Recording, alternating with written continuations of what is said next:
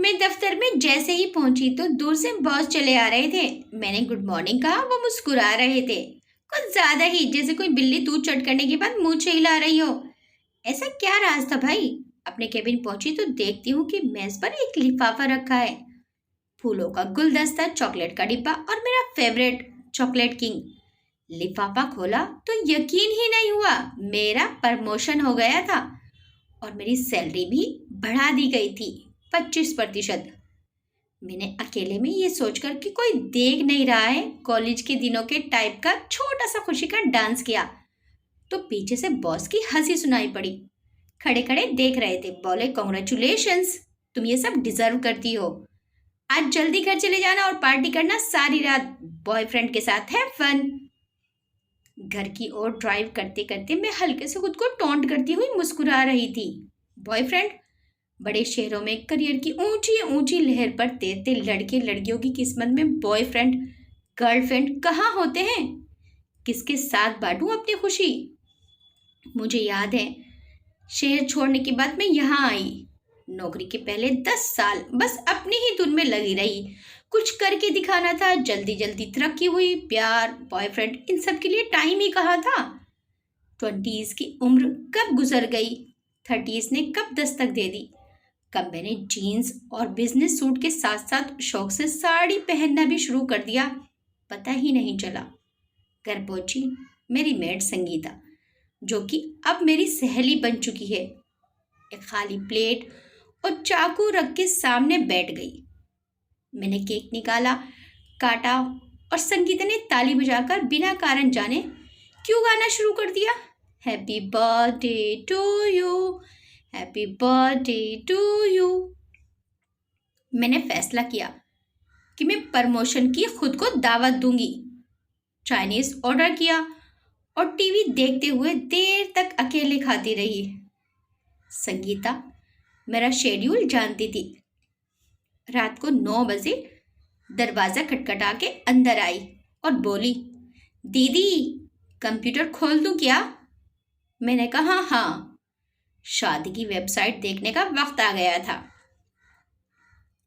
ये शादी की वेबसाइट की दुनिया भी कितनी निराली होती है, जैसे आप धूलों के सुपरमार्केट में हो और हर एक शेल्फ पर एक एक दूल्हा सजा हो, हर एक का नाम, गुण, अच्छाइयाँ, शौक सामने छपी हो।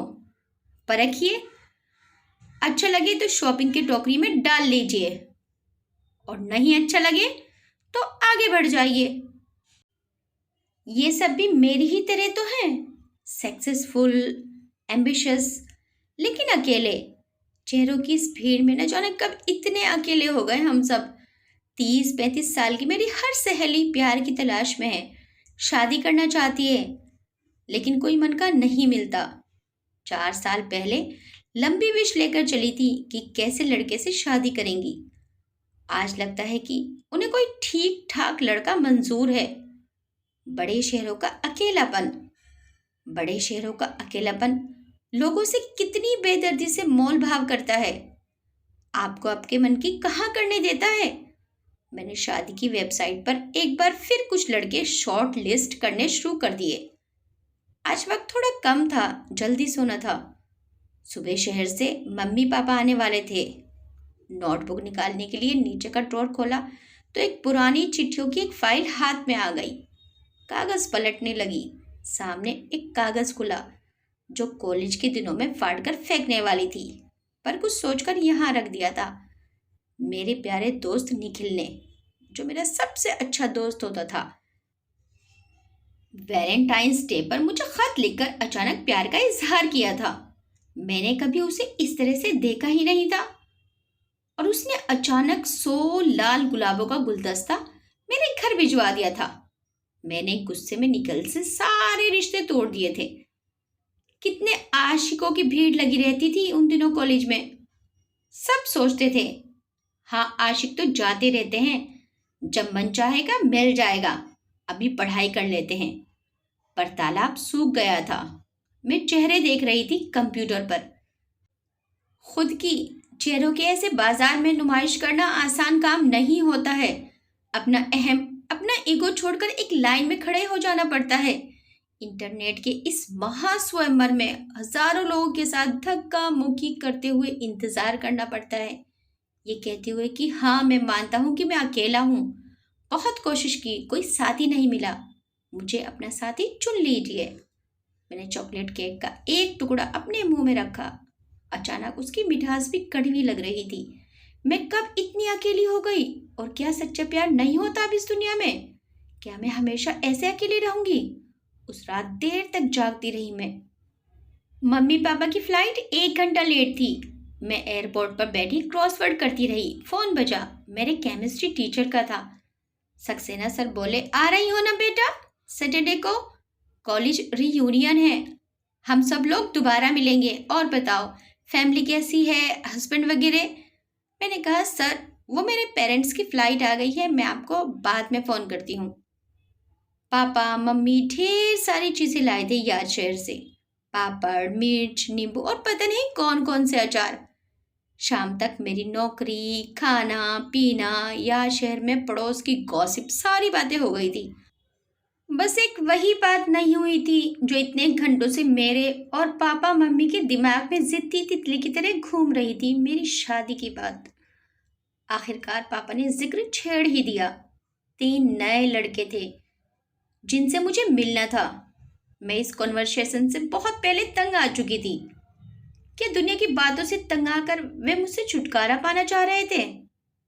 वो मेरे मन के मुताबिक शादी करके मेरी खुशी चाह रहे थे, या अपने मन के मुताबिक मेरी शादी करवा के अपनी खुशी ढूंढ रहे थे? क्या मैं खुद नहीं चाहती थी कि मेरी शादी हो, परिवार हो, मैं भी कुशन पर्दे खरीदूं, घर सजाऊं, लेकिन किसी भी राह चलते आदमी से तो ब्याह नहीं कर सकते ने। फिर बहस हो गई। मैं ऑफिस के लिए निकल पड़ी। बीच सड़क पर गाड़ी खराब हो गई। नई गाड़ी ले रही थी लेकिन लोन अभी सेक्शन नहीं हुआ था। बेहद खराब मूड में ऑफिस पहुंची तो बैंक से आदमी आकर बैठा हुआ था। फॉर्म भरने लगा।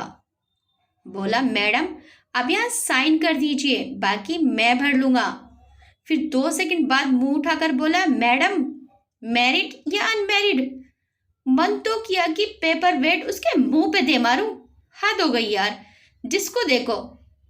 मुझे पता था कि वो सिर्फ अपनी ड्यूटी कर रहा था, फिर भी मैंने उसे गुस्से में कहा, ये फॉर्म आप यहीं पर छोड़ दीजिए, मैं भर के आपके ऑफिस भिजवा दूंगी। फिर फोन बजा। मेरी बेस्ट फ्रेंड थी प्रिया, कॉलेज टाइम की सहेली। बोली, तू आ रही है ना रीयूनियन में? मैंने कहा, नहीं यार। प्रिया ने कहा, मुझे पता है तू क्यों नहीं आ रही है यार, कब तक हम इस सवाल से भागते रहेंगे, चल न। मैंने कुछ सोचा और कहा, सच्ची कह रही है तू? चल देखा जाएगा, एक शाम की तो बात है। उस दिन घर वापस लौटी। पापा पेपर पढ़ रहे थे और मम्मी फोन पर थी, शायद मौसी से बातें कर रही थी। बोली, वो आ गई है, तू रख, रात को बातें करते हैं। मम्मी चाय के साथ पकौड़े भी लेकर आई। मैं समझ गई थी कि कटने के पहले बकरे की खातिर हो रही थी। पापा ने पेपर में कोई खबर पढ़ते हुए कहा, लव मैरिज में डिवोर्स का रेट 60% बढ़ गया है। ये महत्वपूर्ण सूचना भी जाहिर सी बात है मेरे लिए ही प्रसारित की गई थी। पापा ने अखबार किनारे रखा, चाय की एक चुस्की ली। बोले, कल ऑफिस से छुट्टी ले लेना, उन 3 लड़कों से मिलना है। मुझे बस हुक्म मिला था, जैसे बचपन से हुक्म मिलते आ रहे थे। साइंस मत लो, आर्ट्स लो, म्यूजिक सीखो, भाई के दोस्तों से ज़्यादा मत घुलो मिलो। मुझे याद है ये नौकरी जब मुझे मिली थी तो कितनी मुश्किल से पापा मम्मी को मैं मना पाई थी या शहर छोड़कर आने के लिए। पेरेंट्स अक्सर भूल जाते हैं कि बेटियों के सहारे चलता है ये मुल्क। बेटियां जो माएँ बनती हैं और बहनें जो अपना करियर, अपनी ज़िंदगी निछावर कर देती हैं ताकि उनके भाई पति आगे बढ़ सकें। पेरेंट्स अक्सर भूल जाते हैं कि शायद बेटियों से ज़्यादा समझदार कौम आज तक ऊपर वाले ने बनाई ही नहीं। माता पिता को अपनी बेटियों पर विश्वास करना चाहिए, न कि उनकी ज़िंदगी रिमोट कंट्रोल से चलानी चाहिए।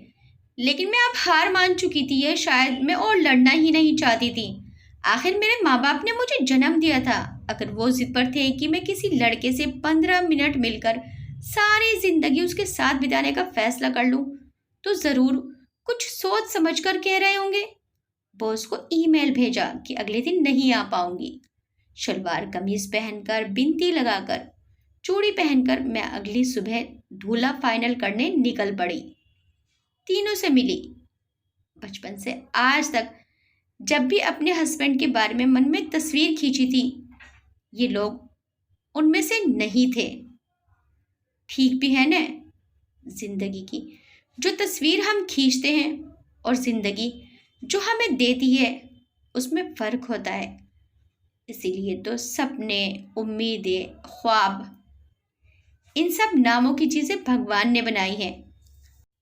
शाम को थककर घर लौटी तो मैंने दूसरे नंबर के लड़के को बिना सोचे समझे हाँ कह दिया। उसका नाम तक ठीक से नहीं जानती थी, लेकिन कम से कम मम्मी पापा की सबसे बड़ी फिक्र तो मैं दूर करने जा रही थी। उनकी बेटी की शादी होने जा रही थी।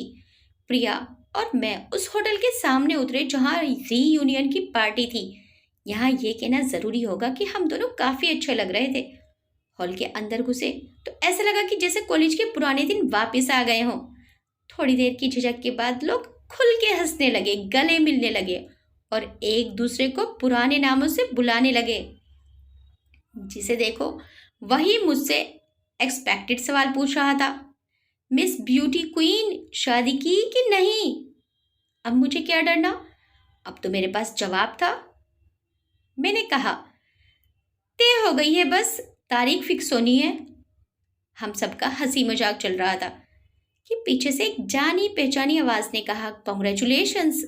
मैं पलटी तो निखिल खड़ा था। वही निखिल जो कभी मेरा बहुत अच्छा दोस्त हुआ करता था और जिसने वैलेंटाइंस डे पर 100 गुलाब के फूल भेजकर ऐसा झटका दिया था कि मैंने उससे दोस्ती तक तोड़ दी थी। उस दिन के बाद हमने कभी बात नहीं की थी। वो बोला, सॉरी, मुझे बाद में पता चला कि तुम्हें बहुत बुरा लगा। I am really sorry. और उसने मुस्कुरा के हाथ बढ़ाकर कहा, फ्रेंड्स अगेन। मैंने भी हंसकर हाथ मिलाया। मैंने भी कहा, यस फ्रेंड्स अगेन। बाकी शाम हम लोगों ने एक कोने में बैठकर गप्पे मारने में गुजार दी। उसे सब याद था। मैं कैसे जिद करके हॉरर फिल्में देखने जाती थी और डर के मारे पूरा टाइम उसका हाथ भी पकड़े रहती थी। मैं कैसे क्लास बंक करके चाट खाने जाती थी, क्योंकि वर्मा चाट भंडार के गोलगप्पे खाए बिना मेरा दिन ही पूरा नहीं होता था। कैसे मैं लाइब्रेरी के बाहर बैठकर गीता दत्त के गाने गाया करती थी उसके साथ। क्यों मैंने उससे रिश्ता तोड़ लिया था। कितने सेल्फिश, कितने खुदगर्ज हो जाते हैं हम कभी कभी। हम चाहते हैं कि हमारे पास जो लोग रहते हैं वो हमें उन्हीं नज़रों से देखें जैसा हम चाहते हैं। अगर मैंने निखिल से इतनी बेदर्दी से रिश्ता नहीं तोड़ा होता तो आज क्या पता मैंने शायद किसी मतलब से ही पूछा था उससे, शादी की निखिल? वो किसी बात पर हंस रहा था। हंसते हंसते रुक गया। बोला, हाँ, लेकिन उनको मैं रास नहीं आया। तलाक की फाइनल हियरिंग पिछले महीने ही हुई है। मैंने कहा, कब तक हो? बोला, शाम को जा रहा हूँ, फ्री हो तो बताना, मिलेंगे। फिर न जाना कब वापस आऊँ। उनकी पार्टी ख़त्म हो रही थी। मैंने निखिल से कहा कि मैं उसे उसके होटल ड्रॉप कर दूंगी। रास्ते में खूब बातें किए जा रहा था। शायद मैं सालों के बाद इतना खुलकर हंसी थी। बोला, यार तुझे आइडिया नहीं कि तूने मुझसे कितना काम करवाया था उस वैलेंटाइंस डे पर। तुझे पता है लवर्स कितने बढ़ गए हैं यार शहर की पॉपुलेशन में? 2, 5, 8 करके मैंने 20 फूल वालों के पास जाकर 100 फूल जोड़े थे और तुमने वापस कर दिए। चल अब हर जाना भर। कल रात होटल में मेरे साथ खाना खाना, फिर अपनी खटारा से एयरपोर्ट छोड़ देना। भगवान ने चाहा तो एयरपोर्ट पहुंच ही जाएंगे। रात बहुत धीरे धीरे कटी। गहरी सोच में थी मैं। इतने सालों के बाद मेरा सबसे अच्छा दोस्त फिर से मिल गया था। वो जो कभी मेरा सबसे अच्छा साथी भी था, लेकिन जिसका साथ मैंने ठुकरा दिया था। ऐसा नहीं था कि निखिल के लिए मेरे दिल में अचानक कोई प्यार उमड़ रहा था, लेकिन उसके साथ मुझे पूरापन, पता नहीं ये शब्द होता भी है कि नहीं, एक पूरापन महसूस हुआ था तब भी और आज भी। पापा कमरे में आए, बोले संडे को तुम्हें लड़के के पेरेंट्स से मिलना है। मेरी जिंदगी मेरे हाथों से फिसल रही थी। शायद इसी को नियति, डेस्टिनी, मुकद्दर, तकदीर कहते हैं।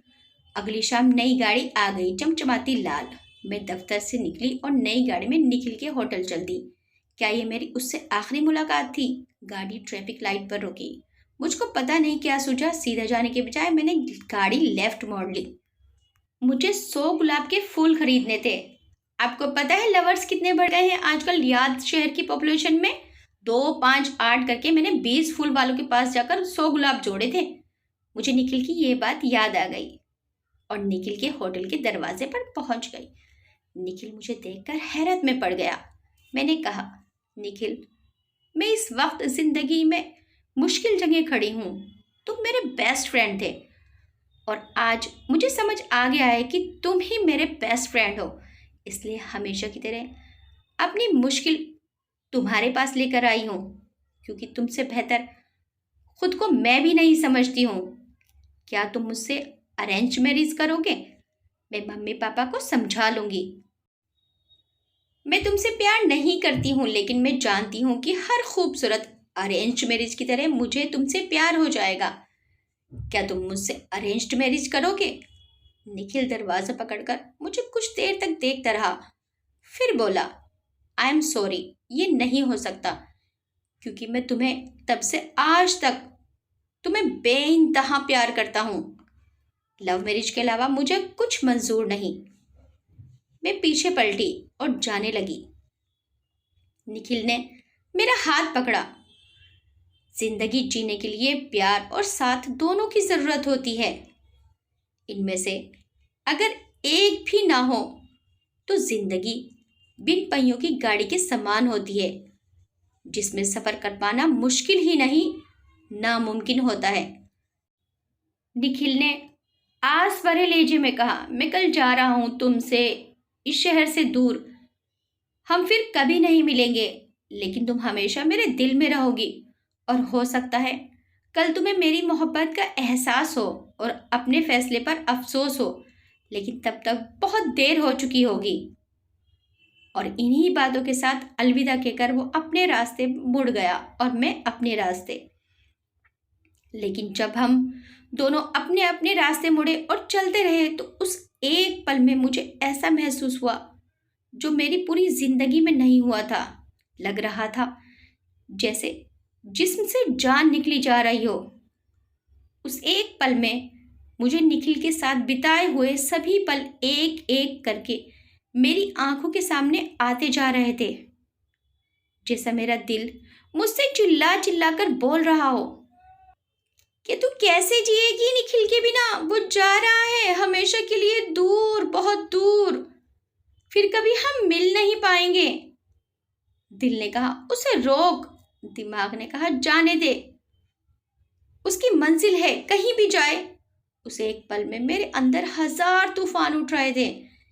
एक जंग छिड़ी हुई थी दिल और दिमाग के बीच। मैं अजीब सी कश्मकश में थी। मैं पीछे पलटी। निखिल बड़ी तेजी से पुकारा। वो भी पीछे पलटा। हम दोनों चलने लगे और करीब आ गए। वैसे निखिल, मैं ये बोल रही थी कि तुम्हें अभी जाना जरूरी है क्या? मेरा मतलब है कुछ दिन बाद क्यों नहीं चले जाते? मैं अब भी समझ नहीं पा रही थी कि मेरे साथ क्या हो रहा है।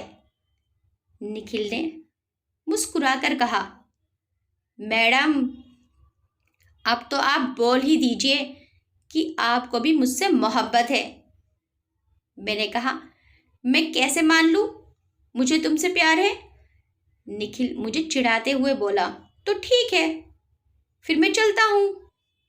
मैंने बोला, नहीं नहीं बाबा, मानती हूं मुझे तुमसे प्यार है। फिर हमारी शादी हुई और एक अच्छे कपल की तरह हम जिंदगी जी रहे हैं। सारी जिंदगी हमें किसी इंसान से प्यार नहीं होता और एक ही पल में उस इंसान से प्यार हो जाता है। तभी तो ये प्यार भी कितनी अजीब चीज है। आपको ये कहानी कैसी लगी हमें कमेंट करके ज़रूर बताइएगा। वीडियो अच्छी लगी तो वीडियो को लाइक शेयर सब्सक्राइब करना मत भूलिएगा। मिलते हैं नेक्स्ट टाइम एक अच्छी सी कहानी के साथ। Till then bye bye.